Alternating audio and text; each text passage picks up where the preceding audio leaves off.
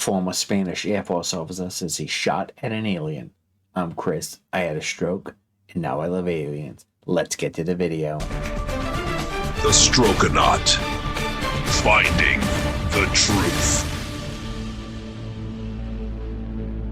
This clip comes from a recent Area 52 podcast when he interviewed a guy by the name of Jofre Mila from 1971. He's a Spanish Air Force officer. And in this little clip, he tells a story of how he and his partner shot at an alien. Roll the clip. And only the perimeter fences were left. We heard a sound like very heavy footsteps coming toward us.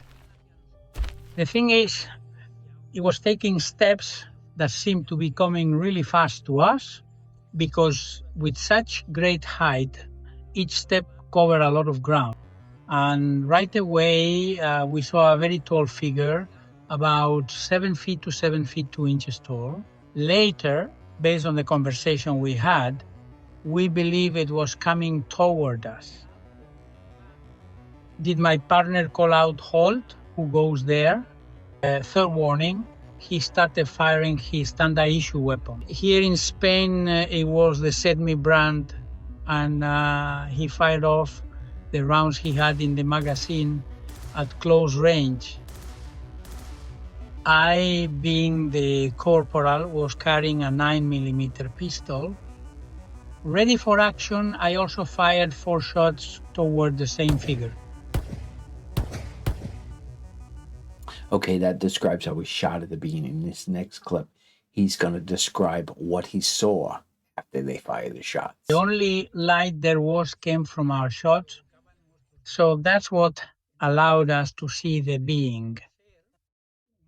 A thin, gaunt figure, very tall, with long hair that reached his shoulders, golden blonde, in other words. A tight-fitting suit, kind of like fabric, with a metallic sheen, as we'd say. Relatively speaking, what stood out the most was that on the belt there was a buckle with a special symbol. This symbol is very well illustrated here in the book. It gleamed in the light of our shots, though we've always wondered whether it was just reflecting that light or if it truly had a glow of its own. It was like a silvery gray. It went up to his neck like a turtleneck. Did it have any other designs or emblems on his body that we couldn't make out? And we couldn't see their face either, but we did see their hair. At the sound of the shots, that figure stopped. And for a while, we also felt like something strange had happened, almost as if time had stopped. At the end of that suspended moment,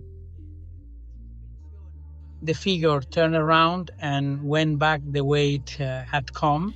Now he describes how the creature or the alien left and how they heard sounds of it banging on the fence or making a hole in the fence. I'll play that clip now. Roll the tape. We stopped, but after just a short while, we heard a bang against the perimeter fence, because they were those metal fences with cross patterns. They moved. They're the kind of fences that shift, and we could hear the fence. Someone or something was bumping into the fence, and the fence was making noise. After that, we didn't hear anything else. I grabbed the dog and told him to move forward. Along the fence, it started heading to the left. There was a moment when it stopped. Then, by the light of our flashlights, we saw that the fence was missing in a section about 16 to 20 inches wide. Broke through. I'll tell you now that the next day, once it was light out, we went to check out the fence, and the fence, these 50 centimeters were missing. They had just vanished. The fence had the edges that were badly scorched, but there wasn't any trace of the fence left. We had to stitch up the whole fence with wire to close it. That's the end of the incident. So what do you guys think? Very interesting story. I left links to the Area 52 YouTube page so you can watch the whole, it's about almost an hour long. It's a fascinating story. So I suggest you watch it because he does, Chris Ramsey does an excellent, I edited the parts of him out because you got to go watch his original video. The way he narrates it and the whole design of it is excellent. You have to watch the video. It's an excellently produced video. So what do you guys think? Leave some comments down below. I find it as a fascinating story. He also talks about other things in the story. This is just one area that I clipped out.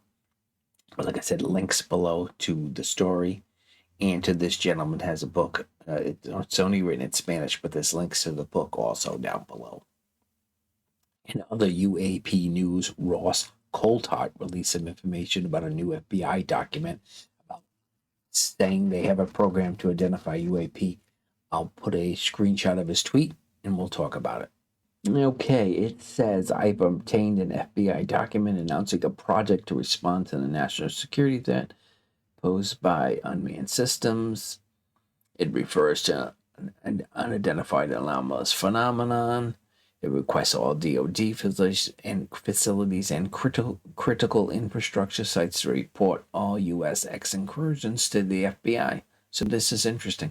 There's also 2 links that I'll have below that go right to the actual document. So you can click on them and read them. It's a fascinating bit of information. Interesting. Very interesting.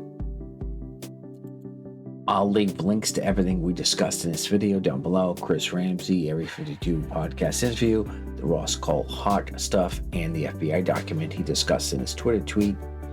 I appreciate if you give me a like or subscribe if you like this video.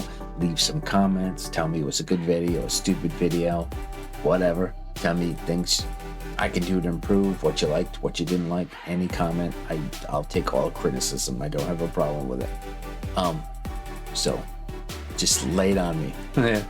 So I appreciate you watching this video. I'll see you on the next one. Bye for now. The Strokeonaut. Finding the truth.